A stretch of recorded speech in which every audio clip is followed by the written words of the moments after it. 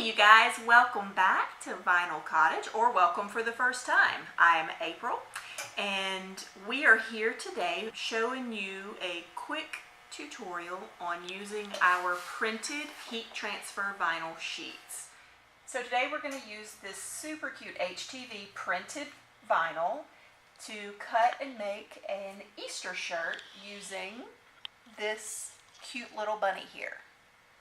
So what you want to remember whenever you're cutting patterned or printed HTV is that you put it on your mat pretty side up.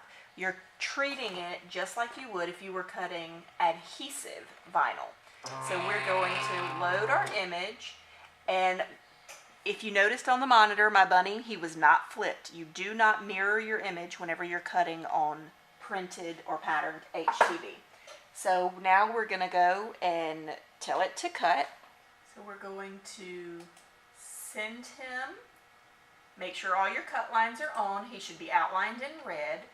Heat transfer smooth are our settings. Heat transfer smooth. And for mine, and they're not all like this, but I need to increase my force by 1, and I think that has to do with me having used my blade a lot. So now we're going to click send and send as is.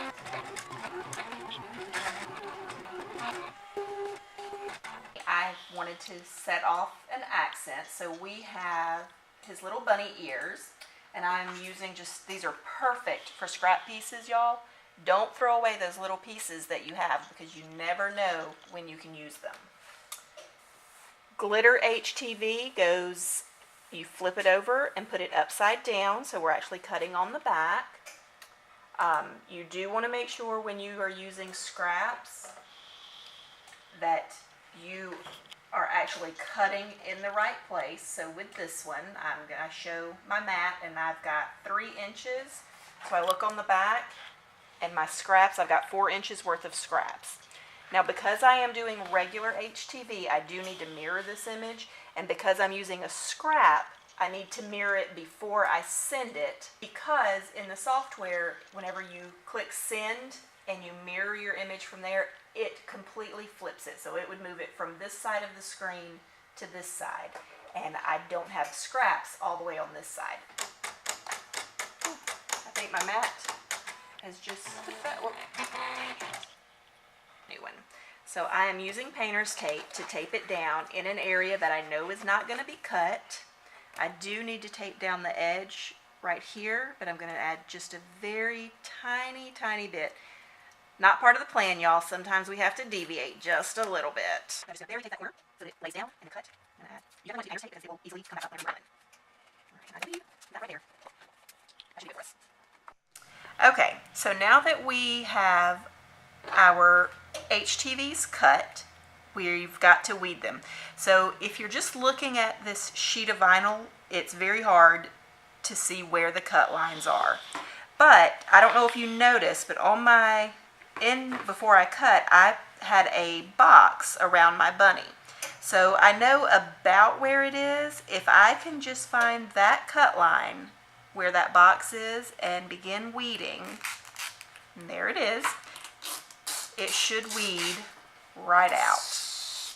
So we're going to take, so that is a weeding box, and y'all, they're fabulous. I use them with everything I cut because not only does it help you find your cut lines, but it helps you to save vinyl. So I'm not weeding all this extra vinyl that can still be used for other projects. And I also have to find his little bunny ears that were cut, and if you get it in just the right angle, you can see the cut line. So I use tweezers. I love these tweezers. They let me just grab and pull. So there is our bunny. How cute is he? But we're going to add just a little bit of accent there with his ears. So now we have to do the same thing with the glitter. We have to weed it. And here's a little tip for you. If you're having a hard time on the glitter finding the cut lines, I like to roll mine. And look, there it is. It pops right up. And whenever the glitter cuts well, I don't even need my weeding tools unless I'm doing something really tiny and intricate.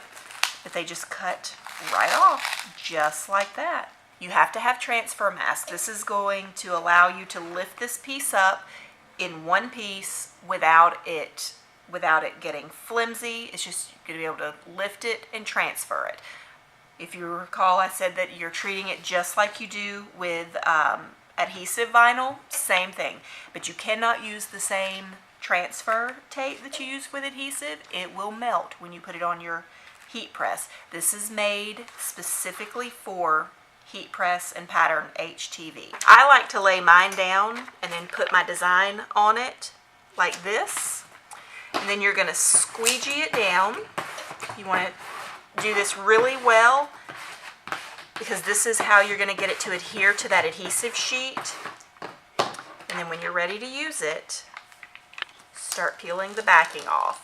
And notice how I peel at an angle and I go very slowly, because if anything is not stuck, then you just lay it back down and use the squeegee again. If you pull it too fast, you could rip the vinyl. Whenever you are pressing small items, toddler and infant items, this is just a plain mouse pad. I use that to put my shirt on because you want the collar to be completely off. Can you see where my mouse pad is under there? That way, whenever you press it, you're going to get good firm pressure completely on the shirt. The collar will not be in the way. I'm going to lighten my pressure because I have that extra material in there. That's still a little bit heavy. You want it to close to be a good medium pressure, so it should close. You should have to put just a little bit of oomph into it, but you shouldn't have to bear down on it. If you're unsure what size design to put on your shirt, from your Silhouette Cameo, you can print to your printer. So I sized mine, and I printed it, and I trimmed around the paper so that I can lay it on here and see if I'm going to like that size. So that, for me, is perfect. Like I said, I like big designs. If you don't like it that big, redo it. But this just helps you to size without cutting a lot of vinyl and then realizing that it was way too small or way too big. Grabbing my Teflon sheet. Because I'm layering, my ears are glitter.